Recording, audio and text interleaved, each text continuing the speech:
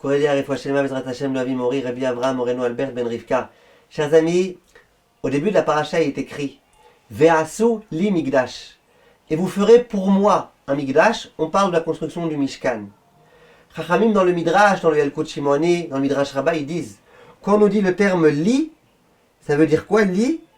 Lahad ou l'orolme olamim. Vous ferez pour moi un Mishkan. Quand il est écrit pour moi, ça veut dire pour toujours. De la même façon, ce qui est écrit ensuite, Vechen ta'asu, Rashi sur place, pasuk tet, il dit c'est quoi Vechen ta'asu? Les dorot. C'est ce que vous ferez dans les générations. Viens, Chachamim me pose une question. Ils disent mais pourtant, c'est bizarre. Le Bet Hamikdash, le Mishkan, eh ben, il n'a pas existé dans toutes les générations. Aujourd'hui, par exemple, malheureusement, on n'a pas de Mishkan.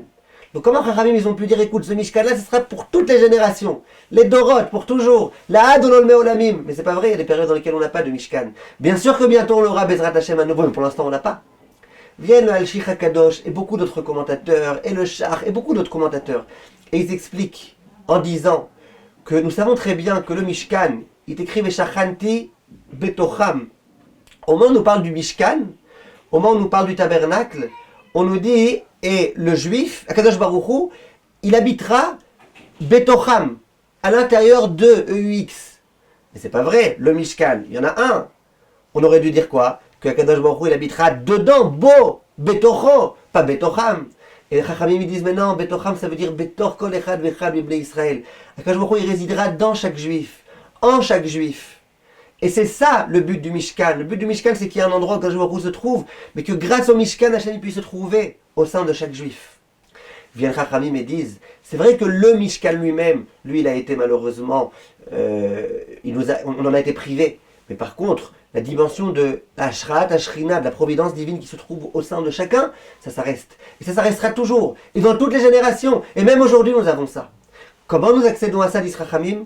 Lorsque l'homme, il sanctifie son corps. Il fait attention à bien manger des choses cachères. Il fait attention à écouter des choses cachères. Il fait attention à voir des choses cachères. Il fait attention à parler de choses cachères. Et bien là, l'homme, il est apte à ce que la providence divine, elle se trouve en lui. Mais lorsque l'homme, il décide au contraire de rentrer du pakasher à l'intérieur, de voir du pakasher, d'écouter du pakasher, de parler du pakasher, la Shekhinah va se trouver. Et le Shach, dans son explication sur la Torah, il le dit. Le secret pour que la Shekhinah puisse se trouver dans chaque juif, c'est justement la Kedusha, que l'homme fasse attention à sa sainteté. Kol tov, mes chers amis.